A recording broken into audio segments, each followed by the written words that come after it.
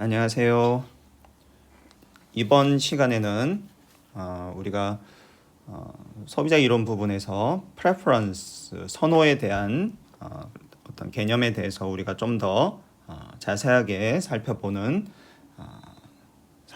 하겠습니다. 자, 우리가 이제 preference map이라는 개념에 대해서 우리가 이제 함께 살펴보도록 하겠습니다. 자, 이제 preference map이라는 거는 뭐냐면, 자, 이제 말 그대로 맵이에요. 그래서 이건 어떤 맵이냐면, 어떤 지도냐면, 소비자들의 선호를 나타내는 이제 이 그래프로 나타내는 그런 지도예요. 구체적으로 이제 우리가 어떻게 이제 이런 preference 맵을 생각할 거냐 하면, 자, 여기서 이제 Q1하고 Q2는 이제 뭐 예를 들어서 뭐 사과와 바나나, 애플하고 바나나라고 생각을 해봅시다. 자, 그러면 이제 컨섬션 번들을 생각을 해볼게요. 자, 지금 여기서 제가 점을 하나 찍었는데, 자, 이 점을 A라고 부릅시다. 자, 점을 하나 찍었는데, 요 A라는 점은 하나의 컨섬션 번들을 나타내는 점이에요. 자, 왜 그러냐면 이 점 A라는 게 예를 들어서 뭐 10,3이라고 하면 이 점 A가 나타나는 숫자가 두 개가 있죠. 10과 3이에요.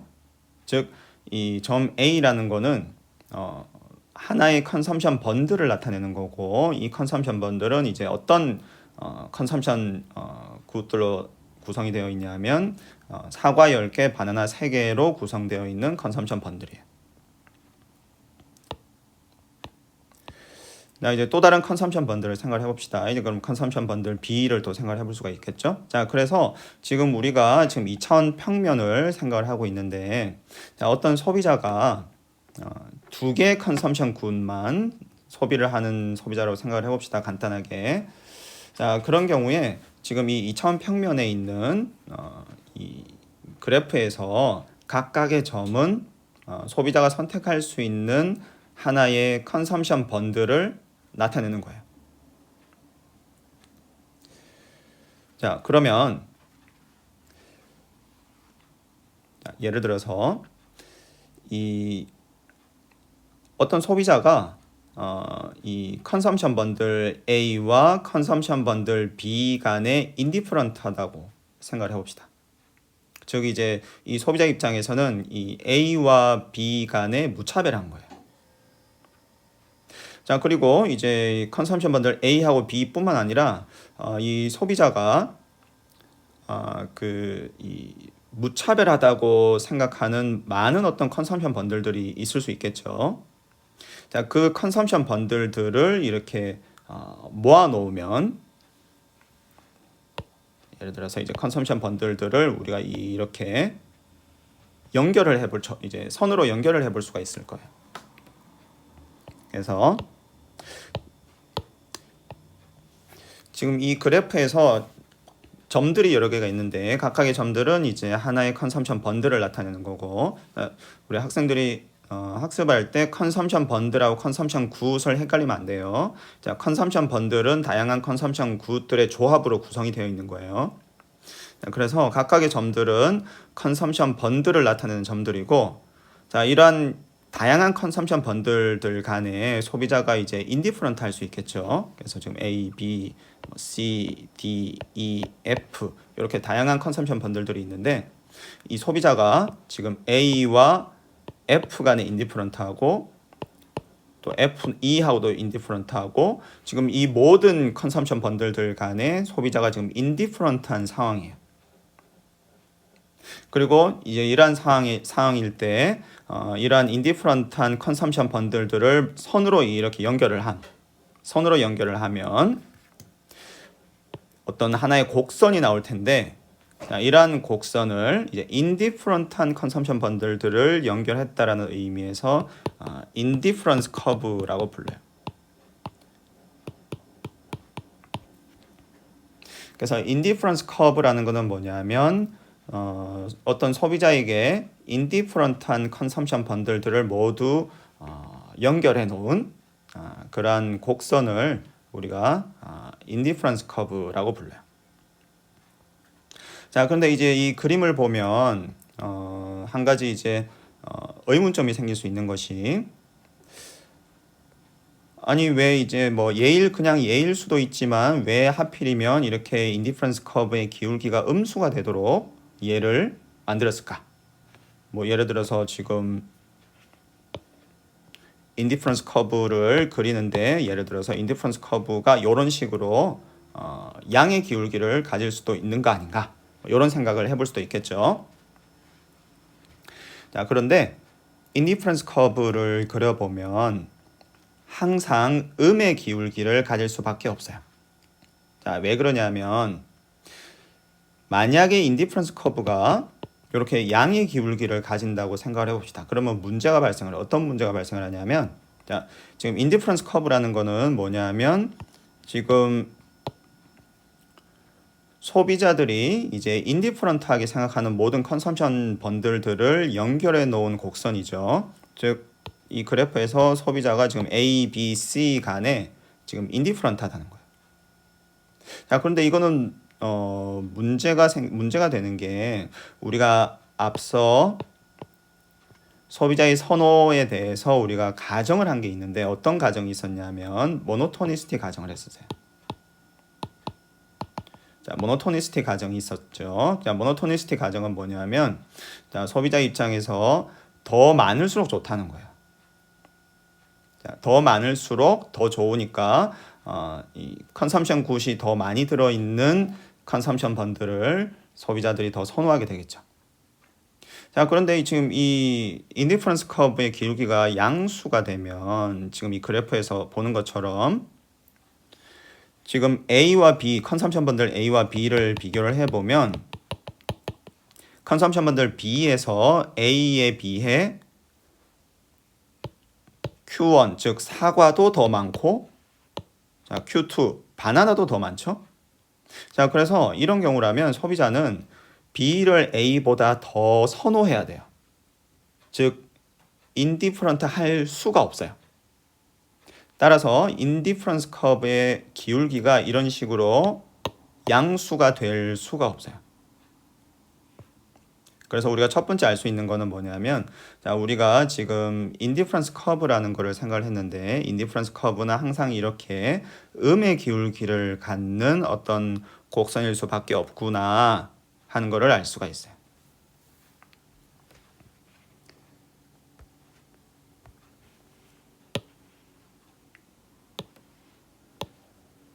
자, 그러면 좀 더 생각해 봅시다. 자, 그래서 자, 인디퍼런스 커브는 그리게 되면 이런 식으로 이제 음의 기울기를 가질 수밖에 없다라는 걸 우리가 이제 먼저 배웠고,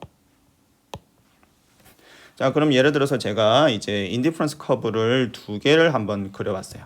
자, 인디퍼런스 커브 두 개를 이렇게 그려봤고, 자, 그러면 자, 여기 이제 컨섬션 번들 A가 있고 컨섬션 번들 이제 B가 있다고 생각을 해봅시다. 자, 그러면 과연 이 그래프를 바탕으로 생각을 해볼 때 이 소비자는 A를 더 선호할까요? B를 더 선호할까요? 자, 이 소비자는 B를 더 선호해요. 자, 왜 그러냐면, 자, A하고 C를 생각을 해봅시다. 자, 지금 A하고 C는 같은 인디퍼런스 커브 상에 있는 컨섬션 번들이죠. 따라서 소비자는 A하고 C 간에는 이제 인디퍼런트 할 거예요.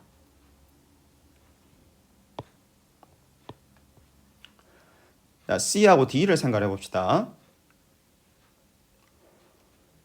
자, 모노토니스티 가정에 의해서 지금 소비자는 지금 C하고 D를 비교를 해보면 C에 비해서 컨섬션 번들 D에서 Q1도 더 많고 Q2도 더 많아요. 따라서 소비자는 D를 C보다 더 선호할 거예요. 자, 마지막으로 D와 B는 같은 인디퍼런스 커브 상에 있기 때문에 소비자는 인디퍼런트하죠. 자, 따라서 이 결국 이 소비자는 지금 B는 D하고 같고 D는 C보다 더 낮고 C는 A하고 같으니까 결국 이 소비자는 B를 A보다 더 선호하는 그런 상황이 되겠죠. 자, 그래서 이제 이 엑서사이즈로부터 우리가 뭘 알 수 있냐면, 자, 인디퍼런스 커브를 우리가 여러 개 그려보면 지금 여기 원점이 여기가 있죠. 자, 원점에서부터 더 멀리 떨어져 있는 인디퍼런스 커브일수록 소비자들이 더 선호하는 컨섬션 번들을 나타내는 그런 인디퍼런스 커브이구나 하는 거를 우리가 알 수가 있어요. 그래서 간단하게 얘기하면 이제 원점에서부터 더 멀리 떨어져 있는 인디퍼런스 커브가 더 좋다는 거죠.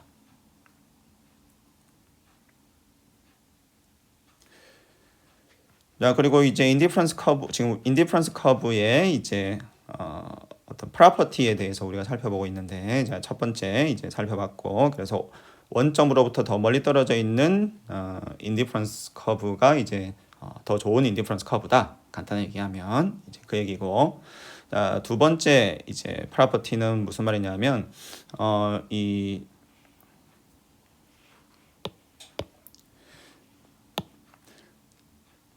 두 번째 프로퍼티가 하는 얘기는 이제 어떤 컨섬션 번들이 있으면, 자, 우리가 앞에서 이제 그 선호에 대해서 이제 첫 번째 가정이 컴플리니스 가정이었죠.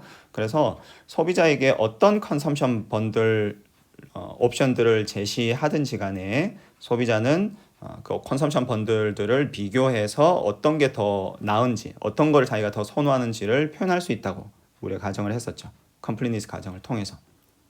자, 그래서 이제 그 말인즉슨 이제 어떤 컨섬션 번들 A가 있는데 소비자가 나는 이 컨섬션 번들 A가 지금 뭐 예를 들어서 뭐 다른 B, C, 뭐 D 이런 많은 컨섬션 번들들이 있을 텐데 소비자가 볼 때 나는 컨섬션 번들 A를 이거는 잘 모르겠다. 다른 컨섬션 번들들하고 어떻게 비교해야 되는지 나는 이걸 잘 모르겠어요. 라고 얘기하는 경우가 없다는 거예요. 항상 비교를 할 수 있다는 거죠. 그래서 항상 비교를 할 수 있으니까 컨섬션 번들 A가 뭐 예를 들어서 컨섬션 번들 D, 뭐 E 이렇게 인디퍼런트한 그런 컨섬션 번들도 다 찾아줄 수 있고 B보다는 A가 안 좋고 그런데 C보다는 A가 더 좋고 이렇게 비교를 다 할 수 있다는 거예요. 그래서 이렇게 인디퍼런스 커브도 A를 통과하는 이제 인디퍼런스 커브도 우리가 언제든지 생각해 볼 수 있다는 얘기예요. 그게 이제 두 번째 프로퍼티고, 세 번째는 인디퍼런스 커브를 우리가 이제 앞에서 그릴 때 제가 이런 식으로 겹치지 않게 그렸죠. 그럼 만약에 인디퍼런스 커브가 이런 식으로 겹치면 어떻게 되느냐? 겹치면 안 돼요. 자, 왜 안 되느냐? 자, 살펴봅시다. 자, 겹치게 되면 이게 이제 어떤 문제가 발생을 하냐면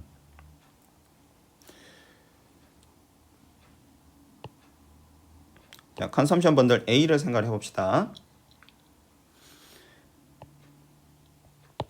자, 컨섬션 번들 A하고 B는 지금 인디퍼런스 커브 첫 번째, 두 번째. 자, 1번 인디퍼런스 커브 상에 있죠. A와 B는 인디퍼런스 커브 1번 상에 똑같이 있어요. 그래서 소비자는 A하고 B 간에는 인디퍼런트 해야 돼요. 자, B하고 C를 생각을 해보면 요거는 2번 인디퍼런스 커브 상에 같이 놓여 있죠. 그래서 이 소비자는 B하고 C 간에 인디퍼런트 해야 돼요. 자, 그러면 결국 어떻게 되느냐면 이 소비자는 A하고 B 간에 인디퍼런트하고 B하고 C 간에 인디퍼런트하죠. 따라서 우리가 앞서 살펴본 이 선호에 우리가 가정을 했었죠. 트랜지티비티 이제 가정을 했었는데, 자, 트랜지티비티 가정에서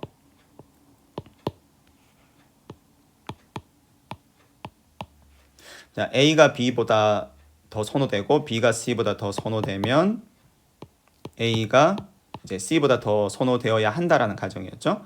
그래서 요거를 바탕으로 우리가 인디퍼런스 상황도 우리가 똑같이 얘기를 할 수가 있어요. 그래서 A하고 B 간의 인디퍼런트하고 B하고 C 간의 인디퍼런트 하면 A하고 C 간에도 인디퍼런트 해야 돼요. 트랜지티비티 가정에 의해서. 자, 그래서 A와 B 간의 인디퍼런트하고 B와 C 간의 인디퍼런트 하면 지금 A하고 C 간에도 인디퍼런트 해야 되는데 지금 그러면 이거는 모노토니시티 가정에 위배되는 거죠. 그래서 두 가정 간에 충돌이 생겨요. 따라서 이렇게 인디퍼런스 커브가 이렇게 서로 크로스하는 게 안 돼요. 불가능해요. 그래서 인디퍼런스 커브는 이제 이렇게 서로 겹치면 안 되고 교차하면 안 되고 우리가 앞서 그린 것처럼 인디퍼런스 커브는 교차하지 않고 이렇게 음의 기울기를 가지는 이러한 인디퍼런스 커브를 우리가 생각을 해야 돼요. 자, 인디퍼런스 커브의 프로퍼티 네 번째 이제 음의 기울기를 가진다. 이건 이미 설명을 했고, 그다음에 인디퍼런스 커브 다섯 번째는 자, 인디퍼런스 커브가 이제 띡 하면 안 된다라는 건데 이거는 무슨 말이냐면 자, 예를 들어서 이제 인디퍼런스 커브를 그리는데 우리가 지금 인디퍼런스 커브를 우리가 선으로 이렇게 그렸죠. 자, 근데 선이 아니라 예를 들어서 인디퍼런스 커브를 우리가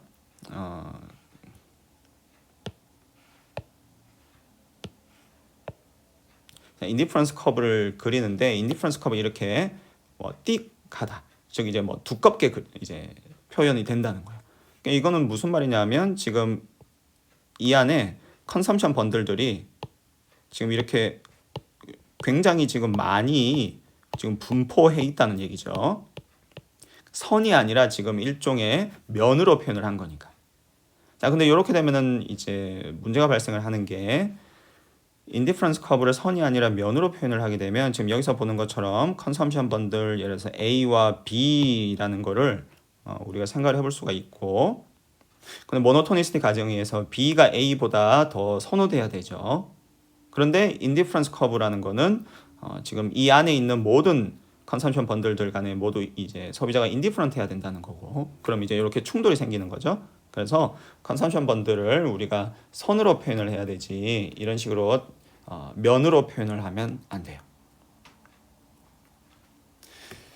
그래서 우리가 지금 인디퍼런스 커브라는 개념에 대해서 우리가 살펴봤고 그래서 이 인디퍼런스 커브를 사용을 해서 우리가 프레퍼런스 맵을 그려볼 수가 있어요. 즉 개별 소비자들은 각각 유니크한 선호를 가지고 있는데 선호 체계를 가지고 있는데 자, 이 선호 체계를 우리가 그래프로 표현을 이제 할 수 있다는 뜻이에요. 어떻게 하냐면 인디퍼런스 커브를 사용을 해서 그래서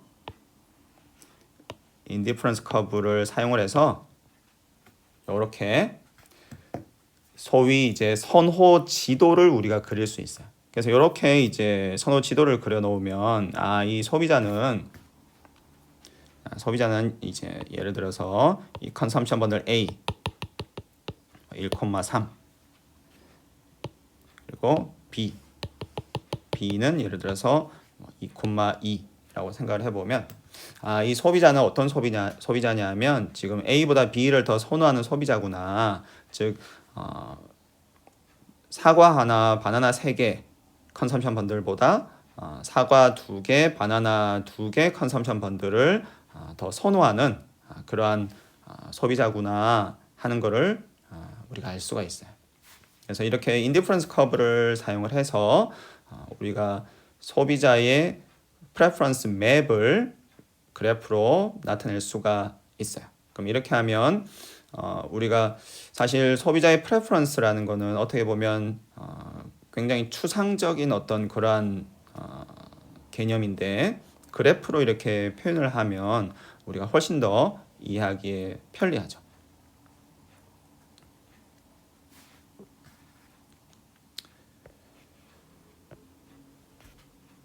자, 그리고 우리가 한 가지 더 작업을 할 건데 자, 이 프레퍼런스라는 거는 이제 우리가 그래프로 좀 그리긴 했지만 여전히 굉장히 좀 추상적인 개념이에요. 그래서 이거를 우리가 좀 더 다루기 쉬운 개념으로 치환해서 우리가 생각을 할 건데 어떤 개념으로 치환을 해서 생각을 할 거냐 하면 자, 우리가 앞서 preference라는 거는 이제 일종의 함수 개념으로 생각을 하면 된다라고 얘기를 했었는데, 우리는 이제 대놓고 함수 개념을 쓸 거야. 그래서 utility function이라는 개념을 가져와서 우리가 선호, preference 대신에 사용을 할 거예요. 자, 이게 무슨 말이냐면, 자, 이 개별 소비자마다 각각 유니크한 preference가 있죠. 근데 이 preference라는 거는 좀 그래프로 이제 preference 맵을 활용을 해서 그래프로 표현을 하긴 했지만 여전히 좀 추상적인 그런 개념이에요. 그래서 그것보다는 이 preference가 가지고 있는 모든 정보를 가지고 있으면서 동시에 우리가 다루기 좀 더 수월한 개념인 펑션, 함수의 개념을 우리가 대신 사용을 할 거고, 특히 개별 소비자들의 프레퍼런스에 대한 정보를 모두 가지고 있는 그러한 함수를 우리가 utility function, 효용 함수라고 불러요. 그래서 우리가 앞으로는 preference 대신에 우리가 이제 utility function을 활용을 해서 소비자의 선호에 대해서 우리가 생각을 해볼 겁니다.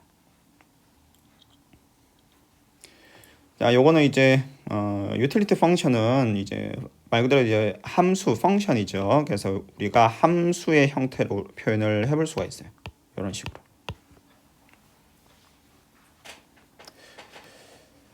자, 이 utility function이라는 거는 함수예요. 여기서 보는 것처럼. 그래서 여기서는 지금 이변수 함수죠. 자, 뭐 예를 들어서 우리가 뭐 보통 함수하면 이렇게 생겼죠. fx.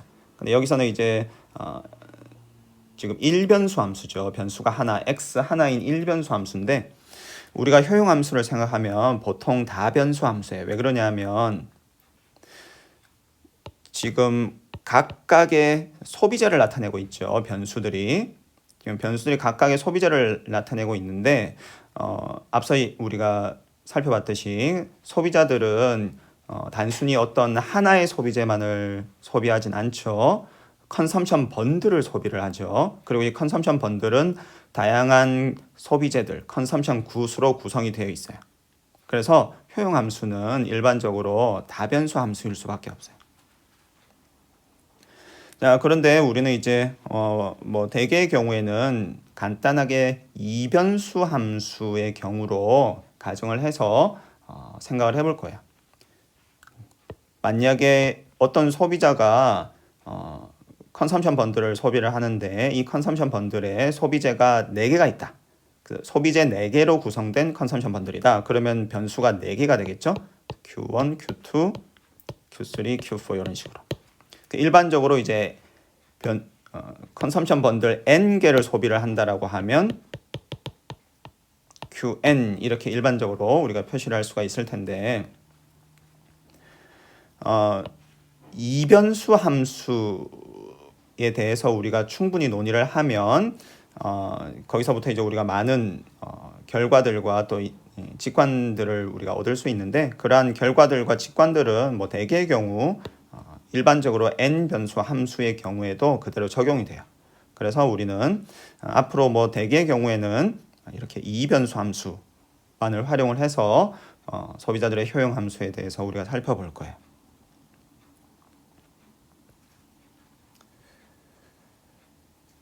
그리고 이제 이 효용 함수에 대해서 우리가 본격적으로 좀 더 얘기를 해보기 전에 이제 한 가지 중요한 사항은 이 효용 utility라는 개념은 utility라는 개념은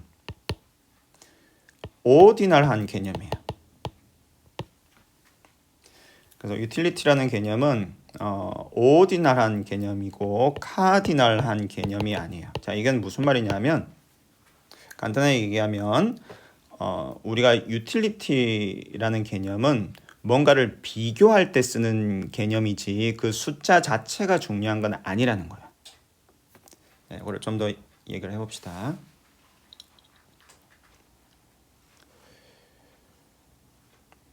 자, 컨섬션 번들 이제 A와 B가 있는데 자, 어떤 소비자가 나는 A를 B보다 더 선호합니다 라고 얘기를 했다고 해봅시다. 자, 그러면 우리가 이 선호 대신에 이제 효용 함수를 활용을 해서 이 소비자들의 선호를 이제 나타낼 건데, 자, 그러면 이게 결국 무슨 뜻이냐면 이게 A라는 컨섬션 번들을 소비를 했을 때 소비자들이 얻게 되는 효용이 있을 텐데 그 효용이 B라는 컨섬션 번들을 소비했을 때 얻게 되는 효용보다 더 크거나 같다는 뜻이구나 하고 우리가 이해를 하면 돼요. 그래서 소비자가 A를 B보다 더 선호한다라는 거는 효용 함수로 치환해서 우리가 표현을 하면 컨섬션 번들 A로부터 얻게 되는 효용이 B로부터 얻는 효용보다 크거나 같다라는 뜻이에요. 자, 그래서 이때 이 효용이 A로부터 얻는 효용이 B로부터 얻는 효용보다 크다, 뭐 같다 이렇게 크다 혹은 같다, 뭐 작다 이렇게 비교하는 게 중요하지. 예를 들어서 이거는 효용이 100, 두 번째로부터 얻게 되는 이제 효용은 10.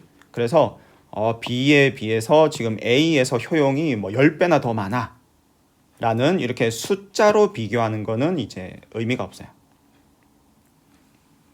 왜냐하면 우리는 이제 이 효용이라는 거를 이제 오디나라는 개념으로 사용을 할 거기 때문에, 그리고 우리가 애시당초 이 선호라는 개념을 우리가 학습을 할 때 계속 두 개의 컨섬션 번들 간에 비교하는 그런 개념으로 학습을 했죠. 그래서 A하고 B가 있으면 뭐 A를 더 선호한다 혹은 뭐 B를 더 선호한다 혹은 인디프런트하다 이렇게 비교하는 개념으로 학습을 했지, 이 선호라는 개념이 있어서 어떤 숫자 매그니튜드 개념은 없어요. 그래서 A가 B보다 뭐 10배가 더 크다라든가 뭐 B가 A보다 뭐 3배는 작아, 그런 매그니튜드 개념이 없어요. 따라서 우리가 효용 함수를 사용을 해서 소비자의 선호를 표현을 할 때도 숫자에는 우리는 관심이 없어요. 크냐 작으냐 크기 비교에만 관심을 둘 거예요.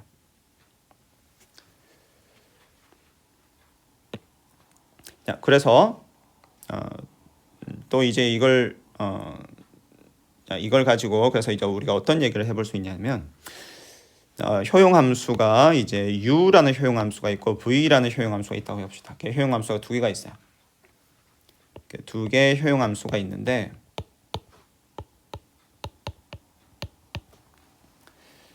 두 개의 효용 함수가 있는데 자, 이 V라는 효용 함수가 어떻게 생겼냐면 이렇게 생겼다고 해봅시다.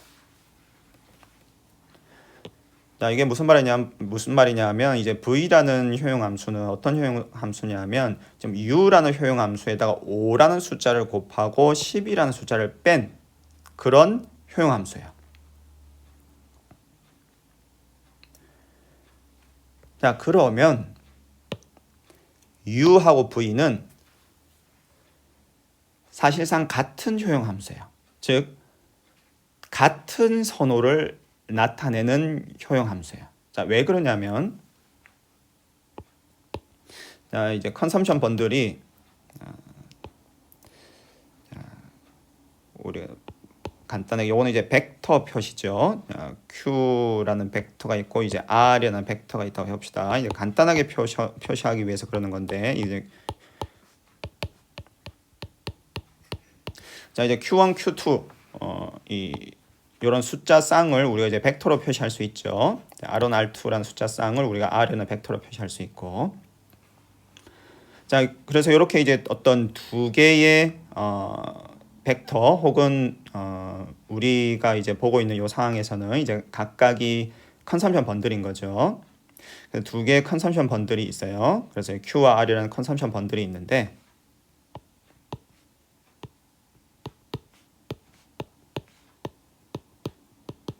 자, Q와 R이라는 컨섬션 번들이 있는데 이 Q에서 효용이 더 크다고 해봅시다.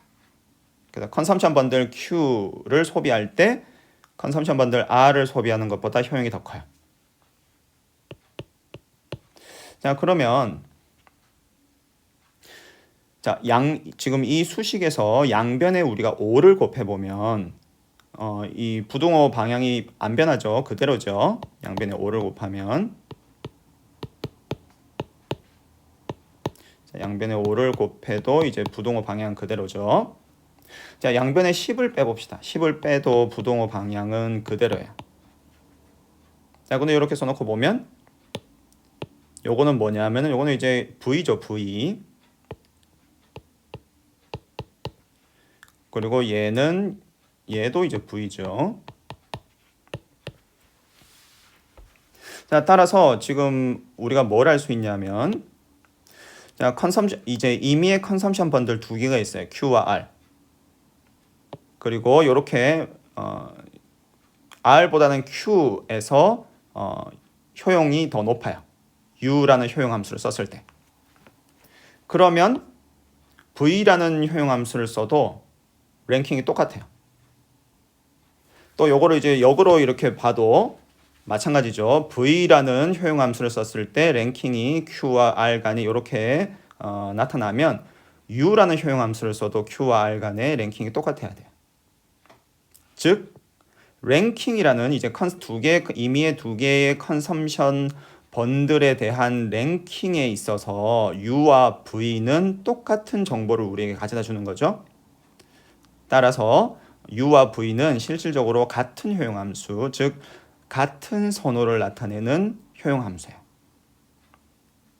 그래서 우리가 소비자의 효용함수에 대해서 살펴볼 때는 이러한 효용함수는 사실 똑같은 효용함수로 보고 우리가 계속 학습을 하게 됩니다.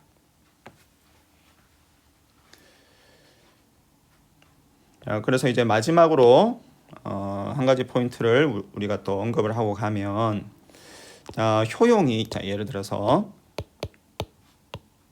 요런 수식을 생각해 봅시다. 자, 이거는 무슨 말이냐 하면 컨섬션 번들 3,2죠. 즉 어떤 컨섬션 번들이냐면 사과 3개, 바나나 2개를 소비하는 컨섬션 번들이에요.